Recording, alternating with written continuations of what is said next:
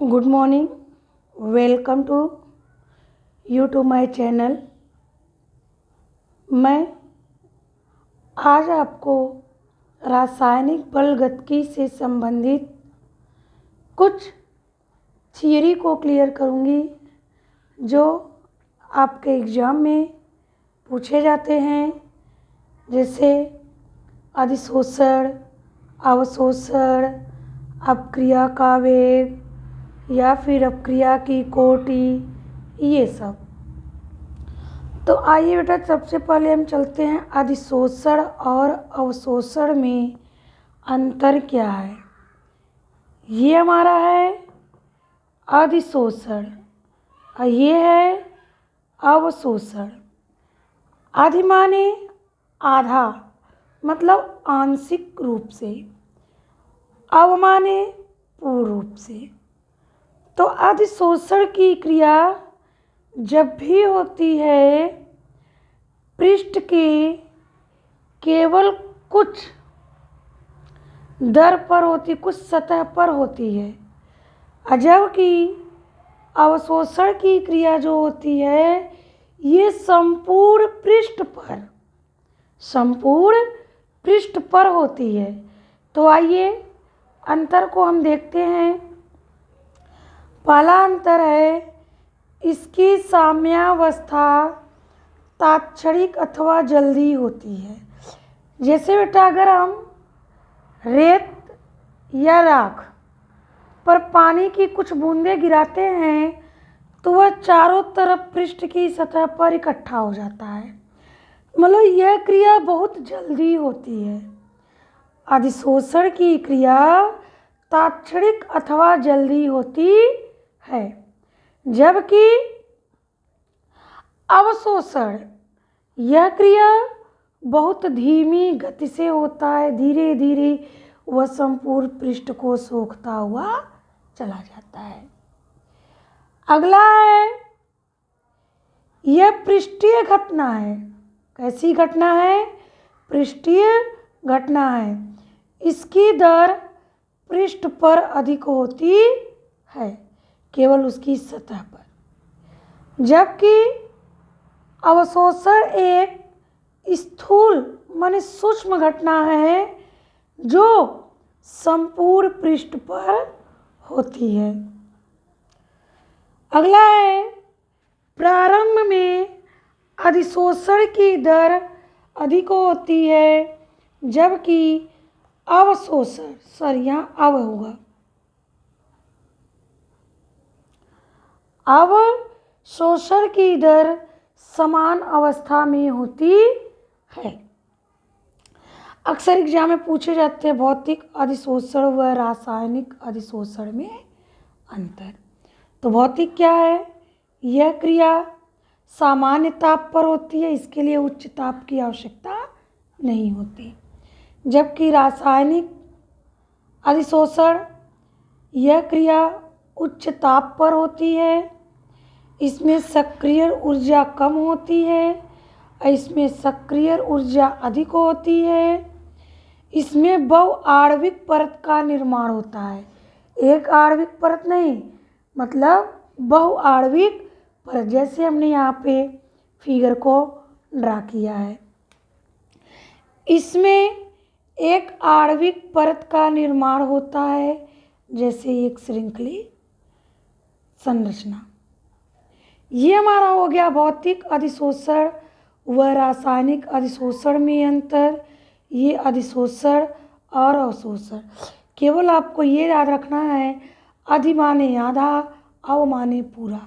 जो आंशिक रूप से किसी चीज को सोखता है वहाँ अधिशोषण, और जो पूर्ण रूप से सोखता है वहाँ अवशोषण होता है। आइए अब हम अपने अगले टॉपिक पे चलते हैं। औसत वेग अथवा दर, अपक्रिया का वेग अथवा दर किसे कहते हैं? एकांक समय में अभिकारक अथवा उत्पाद, दोनों कह सकते हैं, अभिकारक अथवा उत्पाद की सांद्रता में जो परिवर्तन होता है उस परिवर्तन की दर को औसत दर कहते हैं। एकांक समय में अभिकारक अथवा उत्पाद की सांद्रता में परिवर्तन की दर को औसत दर कहते हैं। औसत दर बराबर होता है माइनस सांद्रता में परिवर्तन बटे समय में परिवर्तन या माइनस dx/dt, जहाँ dx बराबर अभिकारक अथवा उत्पादों की सांद्रता में परिवर्तन और dt बराबर समय अंतराल। अब हम आगे चलते हैं। अभिक्रिया का वेग। अभिक्रिया की वेग अथवा दर क्या कहती है? अभिकारक अथवा उत्पादों की सांद्रता में परिवर्तन की दर अभिक्रिया की दर कहलाती है। अभिक्रिया की दर भी वही होता है माइनस dx/dt। इसका मात्रक समय के अनुसार अलग अलग होता है।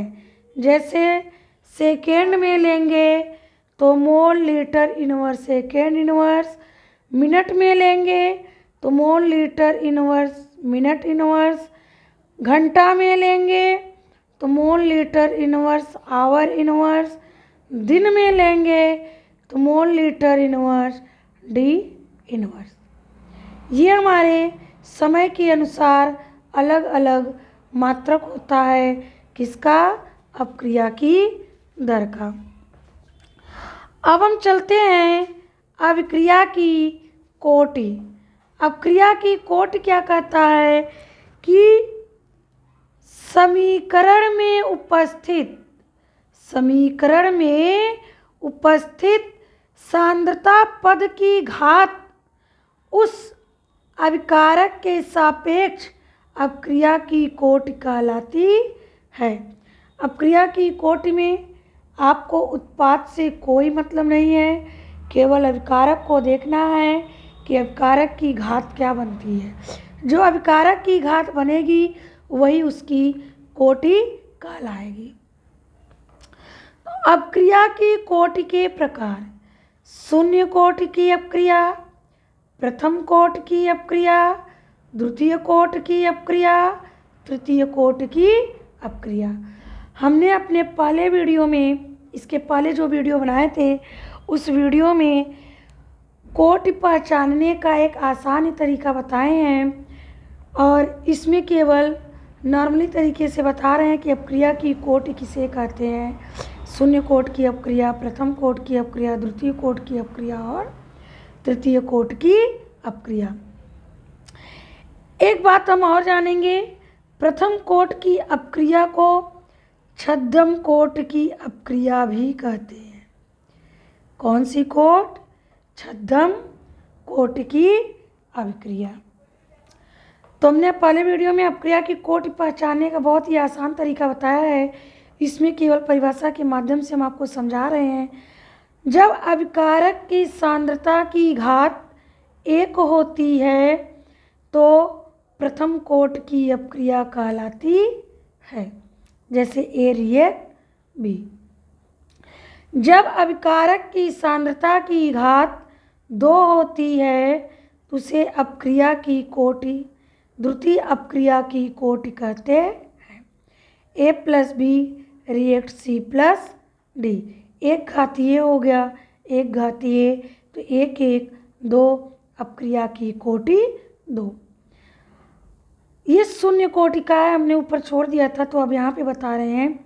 जिसमें अभिकारक की सांद्रता की घात कुछ नहीं होता उसे शून्य कोटि की अपक्रिया कहते हैं। या जिसमें सूर्य की उपस्थिति हो या केवल एक उत्पाद बनता हो उसे शून्य कोटि की अपक्रिया कहते हैं। तृतीय कोटि की अपक्रिया में जिसमें अभिकारक की सांद्रता की घात 3 हो, अभिकारक के सांद्रता की घात 3 हो उसे अब क्रिया की तृतीय कोटि कहते हैं। आशा करती हूँ कि आपको ये वीडियो अच्छे से समझ में आ गया होगा। आपका एग्ज़ाम 12 तारीख को है। आप एक बार 2 बार इस टॉपिक को पढ़ लीजिएगा। इस टॉपिक से आपके बहुत सारे प्रश्न आते हैं। हमने पहले, दूसरे और तीसरे चैप्टर्स के न्यूमेरिकल को अपने पहले ही वीडियो में अपलोड कर चुके हैं। उसको आप लोग रिवाइज कर लीजिएगा। Thank you.